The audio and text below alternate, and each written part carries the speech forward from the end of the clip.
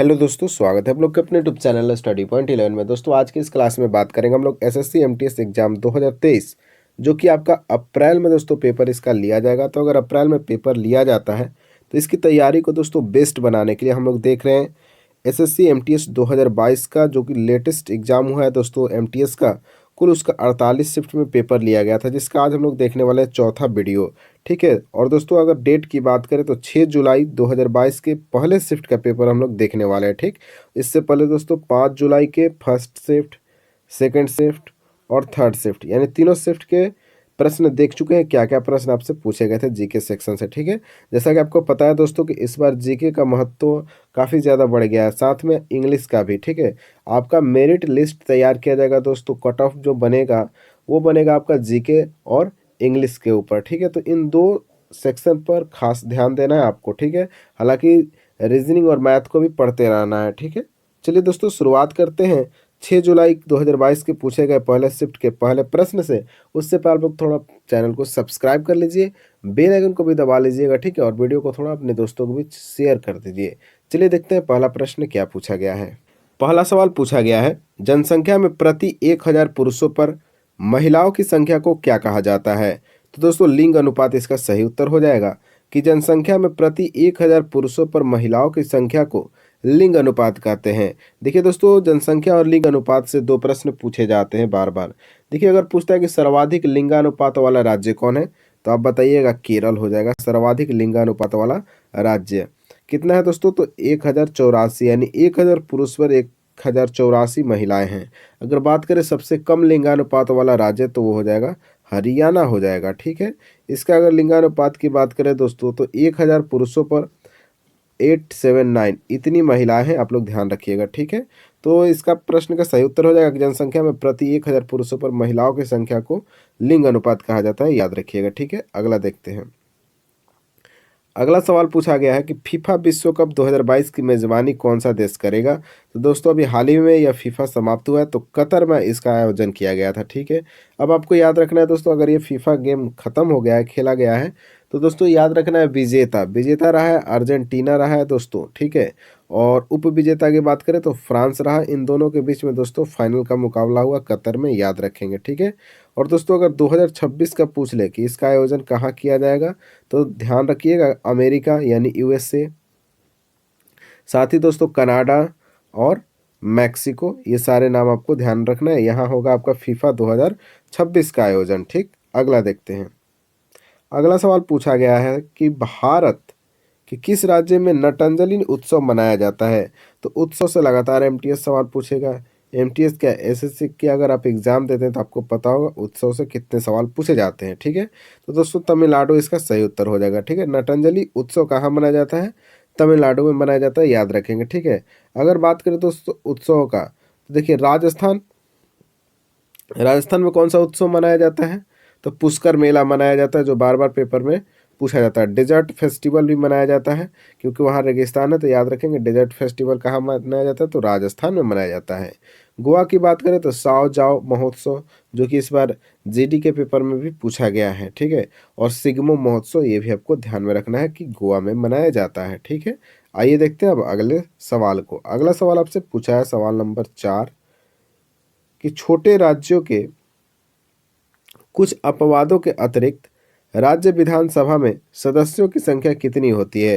तो दोस्तों छोटे राज्यों को छोड़ने के बाद अगर बात करें तो अतिरिक्त राज्य विधानसभा में सदस्यों की संख्या होती है 60 से लेकर 500 तक के। दोस्तों याद रखेंगे दोस्तों कि राज्य विधानसभा में सदस्यों की संख्या कितनी होती है। छोटे राज्यों को अपवाद के रूप में लेकर देखेंगे तो 60 से 500 हो जाएंगे। ठीक, अगला सवाल देखते हैं।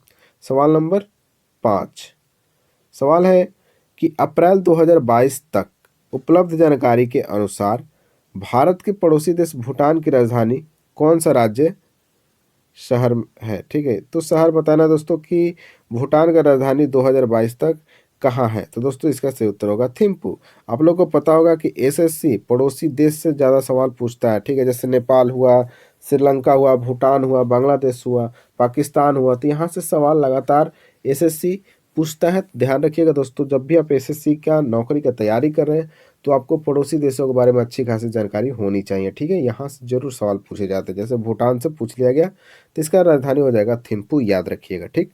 अगला देखते हैं। अगला सवाल है, बोनालू देवी महाकाली की पूजा के लिए मनाया जाने वाला एक हिंदू त्यौहार है और यह निम्नलिखित में से किस राज्य में मनाया जाता है। तो दोस्तों इस बार आपका जीडी का भी हिस्सा बना यह प्रश्न, तेलंगाना हो जाएगा इसका सही उत्तर। तो बोनालू उत्सव दोस्तों कहाँ मनाया जाता है, तेलंगाना में मनाया जाता है, याद रखिएगा, इंपॉर्टेंट है, ध्यान में रखिएगा, ठीक है। यहाँ से प्रश्न लगातार फंसते हैं पेपर में, ठीक। बात करें दोस्तों बोनालू किस देवी देवता के लिए मनाया जाता है, तो याद रखिएगा कि महाकाली मैया के लिए मनाया जाता है बोनालू उत्सव। कहाँ, तो तेलंगाना में मनाया जाता है, ठीक है। अगला देखते हैं।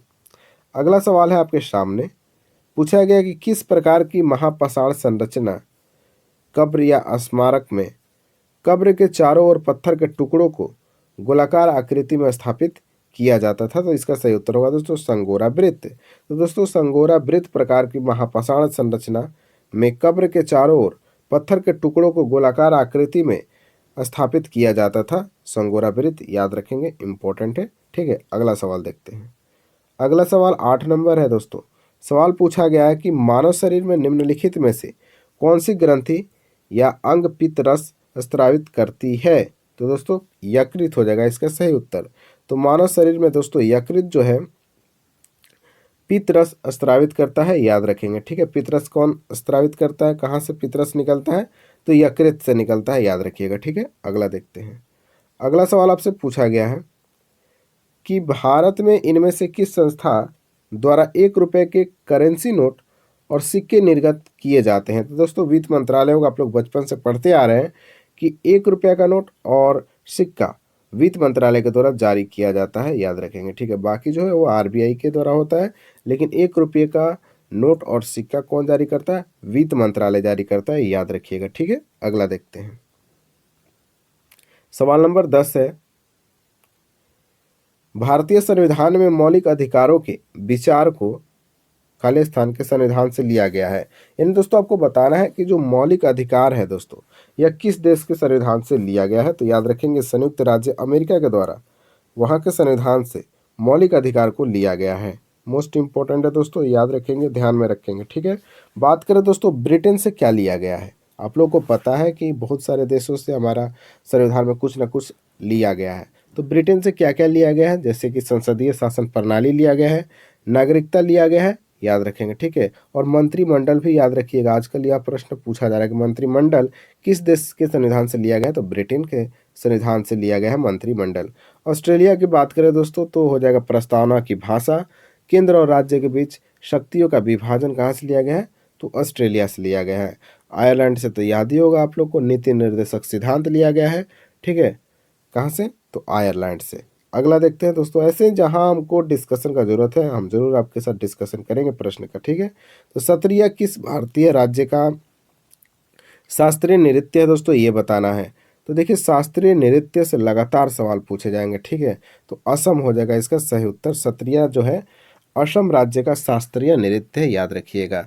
मणिपुर का हो जाएगा दोस्तों शास्त्रीय नृत्य मणिपुरी होगा। कर्नाटक का हो जाएगा आपका यक्षगान, जो कि एक लोक नृत्य के रूप में इसको किया जाता है। और केरल का दोस्तों हो जाएगा कथकली, मोहिनीअट्टम। ये सारे नाम आपको ध्यान में रखना है, बार बार पेपर में रिपीट होते हैं, ठीक है। आइए देखते हैं अगले सवाल को। अगला सवाल पूछा गया है, भारत की निम्नलिखित में से कौन सी नदी बंगाल की खाड़ी में गिरती है। देखिए दोस्तों 4 ऑप्शन है, उसमें गोदावरी जो नदी है ना यह बंगाल की खाड़ी में गिरती है। तो हमारा यहाँ फर्ज बनता है, कर्तव्य बनता है कि आपको गोदावरी नदी के बारे में इंपॉर्टेंट पॉइंट बता दें। देखिए यह निकलती कहाँ से, तो नासिक जिला जो कि महाराष्ट्र में पड़ता है दोस्तों, वहाँ से इसका उद्गम होता है गोदावरी का। और गिरती कहाँ है, तो अभी प्रश्न में मैंने बताया कि बंगाल की खाड़ी में गिर जाती है, याद रखेंगे दोस्तों। आइए देखते हैं अगले सवाल को। अगला सवाल पूछा गया है, निम्नलिखित भारतीय नर्तकियों में से कौन भारतीय इतिहास की पहली महिला थी जिन्हें राज्यसभा के सदस्य के रूप में नामित किया गया था। देखिए दोस्तों नामित किया गया था तो रुक्मणी देवी अरुंडेल हो जाएंगी, जो कि भारतीय नर्तकियों में से एक हैं, जो कि पूरे इतिहास में दोस्तों भारतीय इतिहास में पहली महिला थी जिन्हें राज्यसभा के सदस्य के रूप में नामित किया गया, रुक्मणी देवी अरुणडेल, याद रखिएगा, नाम काफ़ी इम्पोर्टेंट है। अगला देखते हैं सवाल। अगला सवाल पूछा गया है, इनमें से किसने टोक्यो ओलंपिक 2020 में भाला फेंक स्पर्धा में भारत के लिए स्वर्ण पदक प्राप्त किया? तो बिल्कुल आसान सा सवाल है दोस्तों, नीरज चोपड़ा। अभी आपसे भी सवाल ये पूछा जा सकता है, ठीक है। तो टोक्यो ओलंपिक 2020 में भाला फेंक स्पर्धा में भारत के लिए स्वर्ण पदक किसने जीता? तो नीरज चोपड़ा ने जीत लिया है। अगला देखते हैं। अगला सवाल है दोस्तों, खाली स्थान शुरुआत में ही दिया हुआ है, में सभी निर्जीव घटक शामिल होते हैं, जैसे हवा, बादल, धूल, भूमि, पहाड़, नदियाँ, तापमान, आर्द्रता, जल, जलवाष्प, रेत इत्यादि। तो दोस्तों यह अजैविक वातावरण में शामिल हो जाते हैं, ठीक है। तो दोस्तों बात करें तो अजैविक वातावरण में सभी निर्जीव घटक शामिल होते हैं, जैसे हवा, बादल, धूल, भूमि, पहाड़, नदियाँ, तापमान, आर्द्रता, जल, जलवाष्प, ये सारे आपके अजैविक वातावरण है जो कि निर्जीव है, ठीक है। और जैविक में सजीव आ जाते हैं, याद रखेंगे, ठीक है। अगला देखते हैं। 16 नंबर सवाल है कि निम्नलिखित में से किस तत्व की परमाणु त्रिज्या सबसे अधिक होती है? तो देखिए दोस्तों, इसका सही उत्तर हो जाएगा लिथियम, ठीक है। ये परमाणु त्रिज्या क्या होता है, ध्यान रखेंगे, पदार्थ के नाभिक से बाहरी कोश के इलेक्ट्रॉन के बीच की दूरी को परमाणु त्रिज्या कहते हैं। जैसे ये आपका पदार्थ हो गया और यहाँ आपका इलेक्ट्रॉन है, ठीक है, ऐसे इन्हें कक्ष होता है। अब बाहरी इलेक्ट्रॉन के बीच की दूरी को ही क्या बोलते हैं दोस्तों? परमाणु त्रिज्या बोलते हैं। तो लिथियम का परमाणु त्रिज्या इन सब में सबसे अधिक होता है, याद रखिएगा, मोस्ट इंपॉर्टेंट है दोस्तों। ऐसे पीरियोडिक टेबल से आपके सवाल पूछे ही जाते हैं 1 नंबर का, ठीक है। अगला सवाल है, 2021 आईसीसी पुरुष T20 विश्व कप में खेले गए मैचों की मेजबानी इनमें से किन देशों ने की थी? तो दोस्तों संयुक्त अरब अमीरात और ओमान के द्वारा T20 विश्व कप 2021 का जिसका आयोजन किया गया था, इन्होंने आयोजन का मेजबानी किया था, संयुक्त अरब अमीरात और ओमान। अब यहाँ सवाल पूछा जाएगा कि किस देश ने जीता T20 वर्ल्ड कप 2021? तो याद रखेंगे ऑस्ट्रेलिया जीता। और फाइनल में किसको हराया? तो न्यूजीलैंड को हराया दोस्तों, ये भी आपको ध्यान में रखना है, ठीक है। तो विजेता है ऑस्ट्रेलिया T20 विश्व कप 2021 का, और उप विजेता है न्यूजीलैंड, याद रखिएगा दोनों पॉइंट। कहाँ हुआ था? तो अभी मैंने बताया संयुक्त अरब अमीरात और ओमान में।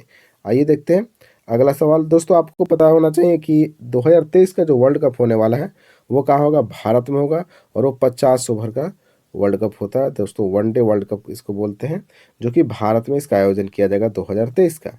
अगला देखते हैं। अगला सवाल पूछा गया कि समुद्री जल के ऊपर लगभग ऊर्ध्वाधर उठे हुए ऊंचे शैलीय तटों को क्या कहते हैं? तो दोस्तों समुद्र भृगु उसको बोलते हैं, जिसको अंग्रेजी में सी क्लिफ बोला जाता है। तो समुद्री जल के ऊपर लगभग ऊर्ध्वाधर उठे हुए ऊंचे शैलीय तटों को समुद्र भृगु बोलते हैं, या फिर अंग्रेजी में आप लोग सी क्लिफ भी उसको बोल सकते हैं, ठीक। अगला देखते हैं। अगला सवाल पूछा गया है, पंडित रविशंकर को 1967 में इनमें से किस एल्बम के लिए ग्रैमी पुरस्कार प्राप्त हुआ था? देखिए 1967 से सवाल पूछा गया। वेस्ट मीट्स ईस्ट के लिए दोस्तों यही एल्बम था किसका? पंडित रविशंकर का, जिसके लिए इनको ग्रैमी पुरस्कार दिया गया था, याद रखिएगा। वेस्ट मीट्स ईस्ट एल्बम के लिए ग्रैमी पुरस्कार 1967 में पंडित रविशंकर को मिला हुआ है, ठीक। अगला सवाल आपसे पूछा गया दोस्तों कि अकबर का राजस्व मंत्री कौन है? तो ध्यान रखेंगे टोडरमल हो जाएंगे दोस्तों इस प्रश्न का सही उत्तर। अकबर का राजस्व मंत्री कौन था? टोडरमल था। तानसेन दोस्तों कौन था? तो दरबारी संगीतकार था दोस्तों, गायक था अकबर का, और ये भी नवरत्न में शामिल था दोस्तों। बीरबल कौन था? तो बीरबल दोस्तों न्यायिक विभाग का अधिकारी था, कौन? बीरबल, और ये भी अकबर का नवरत्न था। और राजा मान सिंह कौन था? तो सेनापति था, और ये भी अकबर का नवरत्न में एक था, ठीक। अगला सवाल देखते हैं। अगला सवाल आपसे पूछा गया है, भारत के निम्नलिखित स्वतंत्रता सेनानियों में से किसने वर्ष 1943 में भारतीय राष्ट्रीय सेना आज़ाद हिंद फौज, जिसे 1942 में रास बिहारी बोस और कैप्टन जनरल मोहन सिंह ने बनाया था, को पुनर्जीवित किया था? दोस्तों इसका सही उत्तर होगा सुभाष चंद्र बोस। ऑप्शन नंबर 2 आपका सही उत्तर हो जाएगा कि आज़ाद हिंद फौज को पुनर्जीवित किया कौन? सुभाष चंद्र बोस, जिसकी स्थापना 1942 में रास बिहारी बोस और कैप्टन जनरल मोहन सिंह के द्वारा स्थापित किया गया था, याद रखेंगे, ठीक है। अगला सवाल देखते हैं। अगला सवाल पूछा गया है कि अलूरी सीताराम राजू भारत के किस राज्य के आदिवासी स्वतंत्रता सेनानी थे? तो देखिए अलूरी सीताराम राजू भारत के दोस्तों आंध्र प्रदेश राज्य के आदिवासी स्वतंत्रता सेनानी थे, मोस्ट इंपॉर्टेंट है। और ऐसे वन लाइनर प्रश्न आपसे पूछे जाते हैं, तो याद रखेंगे। अलूरी सीताराम राजू भारत के आंध्र प्रदेश राज्य से संबंधित है और एक आदिवासी स्वतंत्रता सेनानी है, इसलिए प्रश्न आपसे पूछा गया है, ध्यान रखेंगे। ठीक है, अगला सवाल आपसे पूछा गया कि जगन्नाथ स्मार्ट टाउनशिप योजना भारत की किस राज्य सरकार द्वारा शुरू की गई थी। देखिए दोस्तों, जगन्नाथ स्मार्ट टाउनशिप योजना भारत के आंध्र प्रदेश के द्वारा शुरू किया गया था। ठीक है, याद रखिएगा, आंध्र प्रदेश के द्वारा शुरू किया गया था। आप जरा इनका मुख्यमंत्री का नाम बता दीजिए कि आंध्र प्रदेश के वर्तमान में मुख्यमंत्री कौन है। तो देखिए, जगन्नाथ अगर कहीं भी लगा हुआ है स्कीम में तो आप डायरेक्ट मारिएगा आंध्र प्रदेश, सही हो जाएगा। ठीक है, ये भी थोड़ा सा ट्रिक है। अगर आप लोग पढ़ते हैं लगातार करंट अफेयर्स तो आपको पता है कि जगन्नाथ से ज़्यादा आंध्र प्रदेश का ही शुरू किया जाता है। ठीक है, अगला देखते हैं। अगला सवाल पूछा गया है, सुंदरी वृक्ष कहाँ पाए जाते हैं। तो दोस्तों, सुंदरी वृक्ष गंगा ब्रह्मपुत्र डेल्टा के क्षेत्र में पाए जाते हैं। कौन? सुंदरी वृक्ष, याद रखिएगा, मोस्ट इंपॉर्टेंट है। गंगा ब्रह्मपुत्र डेल्टा के क्षेत्र में पाए जाते हैं सुंदरी वृक्ष। अगला सवाल आपसे पूछा गया है, गॉन गर्ल नामक पुस्तक इनमें से किसने लिखी है। तो देखिए, गॉन गर्ल नामक पुस्तक की बात करें दोस्तों तो गिलियन फ्लिन के द्वारा लिखा गया है गॉन गर्ल नामक पुस्तक, याद रखेंगे। पुस्तक से भी सवाल लगातार पूछे जाते हैं एसएससी के एग्जाम में। तो ये था दोस्तों हमारा 6 जुलाई के फर्स्ट शिफ्ट 2022 का पेपर। आपको यह कैसा लगा पेपर, आप लोग थोड़ा कमेंट बॉक्स में बताइएगा।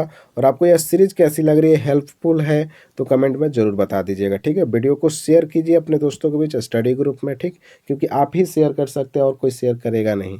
तो दोस्तों चलिए मिलते हैं अब नेक्स्ट वीडियो के साथ, और आपकी तैयारी ऐसे ही लगातार होती रहे। और अप्रैल आते आते दोस्तों आप लोग के लिए 20+ ऐसा कर देंगे कि आपका जीके सही होने लगेगा। ठीक है, और उसके लिए मुझे जितना मेहनत करना होगा हम करने के लिए तैयार हैं, लेकिन साथ में आपको भी मेहनत करना होगा। चलिए मिलते हैं अब नेक्स्ट वीडियो के साथ, तब तक के लिए जय हिंद, जय भारत।